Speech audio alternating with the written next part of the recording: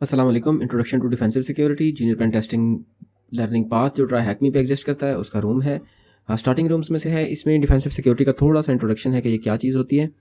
Offensive में हम देख चुके हैं कि वो एक सिंगल चीज़ पे फोकस कर रहे हैं कि सिस्टम को ब्रेक कैसे करना है। वो ब्रेक जो है किसी बग के थ्रू किया जा सकता है। मिसाल के तौर पे घर की बात करें तो आपका ताला नहीं लगा हुआ तो कोई भी दरवाज़ा खोल के अंदर आ सकता है। कोई इनसिक्योर सेटअप है उसके थ्रू आ सकता है। मिसाल के तौर पे आपकी मेन वॉल जो है वो लकड़ी की बनी हुई है तो वो इजीली ब्रेकेबल है, उसके ज़रिए आ सकता है। या कुछ कंपनी की पॉलिसीज़ इस तरीके की हैं कि जो इजीली वायलेट हो सकती हैं, तो उनके अगेंस्ट जो सिस्टम को सिक्योर करते हैं वो डिफेंसिव सिक्योरिटी के लोग होते हैं। इनके दो तरह के टास्क हैं कि इंट्रूजन्स ना हो कंपनी के अंदर, और अगर हो जाएं तो उनको डिटेक्ट करना। ब्लू टीम जैसे वहाँ पे पेन टेस्टर और रेड टीम एक चीज़ थी, यहाँ पे जो डिफेंडर्स हैं उनको हम ब्लू टीम कहते हैं, the part of the defensive security landscape. अच्छा, तो डिफेंसिव सिक्योरिटी के कुछ मेजर्स क्या हैं कि आप साइबर सिक्योरिटी की अवेयरनेस बढ़ा दें और आपके पास कंपनी में जो जो चीज़ें लगी हैं वो लिख के रख लें अपने पास, अपने एसेट को मैनेज करके रखें ताकि आपको पता हो कि फॉर एग्जांपल इस सॉफ्टवेयर में या इस तरह के ओएस में ये मसला है तो आपको पता हो कि ये ओएस और सॉफ्टवेयर आपके पास कंपनी में कहाँ चल रहे हैं। रेगुलर अपने सिस्टम्स को पैच और अपडेट करते रहें। फॉर एग्जांपल माइक्रोसॉफ्ट जैसे हर ट्यूसडे को अपना पैच रिलीज़ करते हैं तो वो देखें कि अगर आपको रिक्वायर्ड है तो ज़रूर उस पैच को अपडेट करें।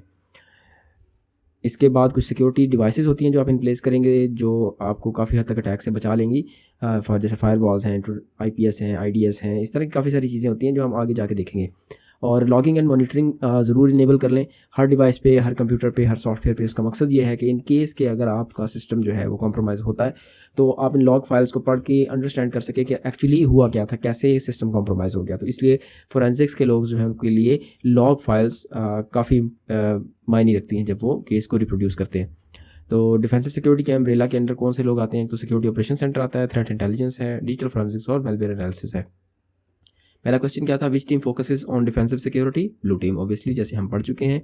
अब डिफेंसिव सिक्योरिटी के एरियाज़ ये जो हमने देखे हैं इसके बारे में ये थोड़ा थोड़ा बताएंगे आपको। सबसे पहले जो चीज़ है वो है सिक्योरिटी ऑपरेशन सेंटर। इसमें आप देखें कि इस तरीके का एक रूम होगा जिसके अंदर आपके पास मल्टीपल स्क्रीन्स चल रही होंगी। जो ट्रैफिक आपके सिस्टम में आपकी कंपनी में एंटर हो रही है, जो लीव हो रही है, ये उसको स्टडी किया जाएगा। और इन केस के कोई सिस्टम में अटैक हो रहा है तो ये सॉफ्टवेयर आजकल इतने ज़्यादा इंटेलिजेंट हैं और मशीन लर्निंग की वजह से मज़ीद इंटेलिजेंट हो चुके हैं कि ये अनयूजुअल बिहेवियर्स को डिटेक्ट करके कुछ अलर्ट्स जनरेट करते हैं। इस सिक्योरिटी ऑपरेशन सेंटर के अंदर एक सॉफ्टवेयर चलता है जिसको हम कहते हैं सीम, जिसका एब्रीविएशन है security incident and event management, I think so. तो इस मकसद के लिए एक 100 का रूम आप कंपनी में डेडिकेट करते हैं कि कोई वल्नरेबिलिटी आती है तो उसको उसका पता चल जाए। कोई पॉलिसी की वायलेशन हुई है तो यहाँ पे अलर्ट आ जाए। कोई अनऑथराइज एक्टिविटी हुई है तो उसका पता चल जाए। जैसे किसी यूज़र का जो है यूज़र नेम पासवर्ड जो है स्टील हो गया है, ठीक है, और वो आपको कंप्लेन कर देता है, but somehow from somewhere else उसके लिए कोई उसके अकाउंट के लिए कोई लॉगिन की रिक्वेस्ट आती है। तो इसका मतलब कि वो पहले ही सिक्योरिटी ऑपरेशन सेंटर को बता चुका है कि मेरा पासवर्ड और यूज़र नेम स्टील हो चुका है, तो ये एक अनऑथराइज एक्टिविटी है। इसके अलावा आपका सिस्टम या आपका सॉफ्टवेयर अगर कहीं से भी वल्नरेबल है, उसके लिए कोई इंट्रूजन आती है तो ये डिटेक्ट कर लेते हैं। Security operation covers various task to ensure protection, और एक टास्क जो है थ्रेट इंटेलिजेंस, जिसमें कंपनीज क्या करती हैं, ये देखती हैं कि मेरे पोटेंशियल एडवर्सरीज कौन से हैं। रियल में बेशक वो आप पे अभी अटैक नहीं कर रहे, but still you must know कि आपके एनिमीज कौन हैं और वो आपकी कौन सी चीज़ को टारगेट करना चाह रहे हैं। क्या वो आपके डेटा में इंटरेस्टेड हैं? For example if you are what you say your bank, तो maybe they are interested in the money that you have। और if you are a e-commerce website और दूसरी e-commerce website एक एग्जिस्ट करती है, वो आपसे कंपेटिटिव एडवांटेज लेना चाहेगी। वो चाहेगी कि उसकी चीज़ें बिक जाएं और आप अनअवेलेबल रहें, लोग आपकी वेबसाइट ओपन करें तो वो या स्लो ओपन हो या ओपन ही ना हो। तो इसके लिए आप थ्रेट इंटेलिजेंस परफॉर्म करते हैं, अपने थ्रेट्स को नोट करते हैं, अपने एडवर्सरीज को देखते हैं, फिर आप उनकी कैपेबिलिटीज़ को देखते हैं और उसके लिहाज से आप अपना थ्रेट इंटेलिजेंस का स्टेप परफॉर्म करते हैं। Digital forensic and incident response, मैंने आपको बताया था कि आपको लॉग्स फाइल ज़रूर मेंटेन करनी है, सॉफ्टवेयर की, हर नेटवर्क की, डिवाइस की, सिक्योरिटी डिवाइसेस की, जो जो चीज़ें लगा रहे हैं, ताकि जो भी आपके सिस्टम में हो रहा है आप उसको लिख के रख लें। इसने लॉगिन किया, इसने लॉग आउट कर दिया, या फिर ये इस सॉफ्टवेयर को ओपन कर रहा है, उस पर ये काम कर रहा है, आप लिखी जाए, उसको रोके नहीं बट लिखी जाए। इसको हम कहते हैं logging.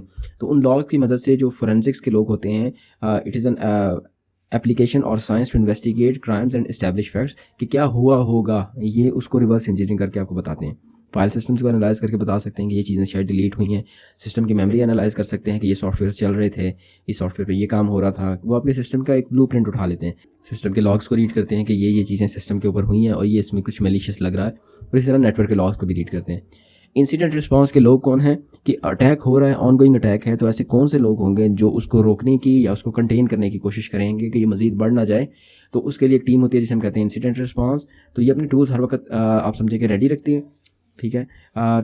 This requires a team trained and ready to handle incidents, ठीक है। और ये डिटेक्शन एंड एनालिसिस भी देखते हैं कि अटैक कहाँ से रहा है, नेटवर्क से आ रहा है, किसी सॉफ्टवेयर ने अटैक कर दिया है, कोई मेलवेयर अटैक है, कुछ भी हो सकता है। तो यहाँ से ये उसको एनालाइज करते हैं, फिर उसको कंटेन करते हैं कि इस कंप्यूटर से बाहर ना निकले या इस नेटवर्क से बाहर ना निकले, मेरे बाकी नेटवर्क या कंप्यूटर्स को ख़राब ना करे।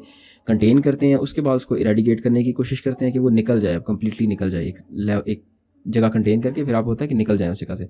उसके बाद थर्ड स्टेप है कि रिकवरी करें कि अगर आपकी कोई सर्विसेज चल रही थी जो उससे डिस्टर्ब हो गई हैं तो वो आप रिकवरी के फेज़ में आ रहे हैं कि उसको आप दोबारा से अप कर दें। और पोस्ट इंसिडेंट एक्टिविटी में फिर आप फोरेंसिक्स की टीम को बुलाएं कि ये कैसे हुआ, क्यों हुआ, इसको प्रॉपरली जो है इसका हर स्टेप को रिप्रोड्यूस किया जाए, तो वो फोरेंसिक्स की टीम का पार्ट हो जाएगा। मेलवेयर एनालिसिस में क्या होता है कि most of the attacks nowadays are spread through malware. और वायरस ये एक ऐसी फाइल होती है कि जो एक कोड फाइल है और ये मलिशियस इंटेंट के लिए बनाई जाती है कि वो आपका कोई डेटा आपके सिस्टम में इंस्टॉल होकर डेटा को ख़राब कर दे या आपका डेटा कहीं अपलोड करना शुरू कर दे, या फिर वो आपकी फॉर एग्जांपल जो की लॉगिंग है या लॉगिंग शुरू कर दे कि आप ये पासवर्ड टाइप करते हैं, बैकएंड पे वो चीज़ें नोट करता जाए।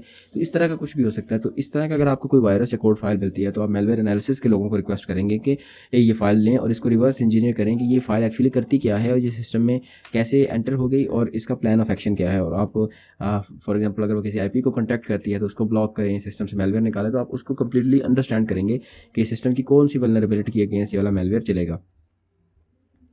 आप साइबर सिक्योरिटी प्रोफेशनल जो नेटवर्क मॉनिटर करते हैं उसको क्या कहेंगे, सिक्योरिटी ऑपरेशन सेंटर की टीम होती है। DFIR क्या है, digital forensic and incident response.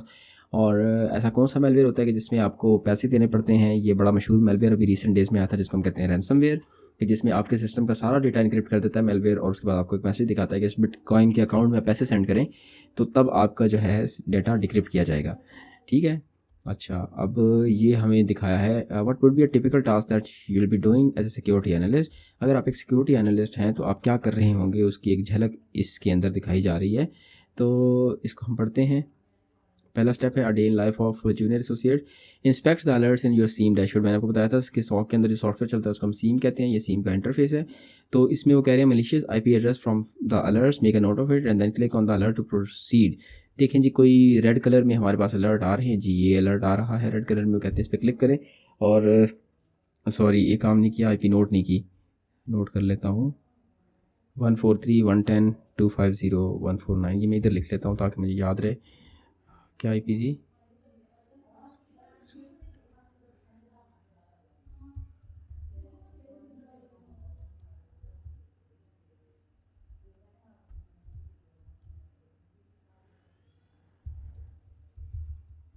ये IP थी, ये मैं लिख लेता हूँ क्योंकि ये वाला मेरे पास रेड में था, इस पर क्लिक किया है। अच्छा, हमारे पास ना ऑनलाइन काफ़ी सारी ऐसी वेबसाइट्स है कि जिसको आप IP एड्रेस बताएं ना तो बताती हैं कि ये कोई मलिशियस IP एड्रेस है, यहाँ से हैकिंग के अटैम्प्ट्स पहले होते रहते हैं या नहीं होते। तो आप इस पर क्लिक करें और इसके अंदर आप अपनी IP दें कि मुझे बताओ कि ये IP जो है इससे मुझे एक अलर्ट आया है मेरे सिम पे, तो इस IP की रेपुटेशन क्या है, ये ठीक है आपके पास कोई। अच्छा, ये इनकी डेटाबेस में मिल गई है। Confidence of the IP being malicious is 100%। अच्छा, ये जो है 100% मलिशियस IP है, यहाँ से अटैक होते रहते हैं। तो इसके लिए अब आप क्या करें।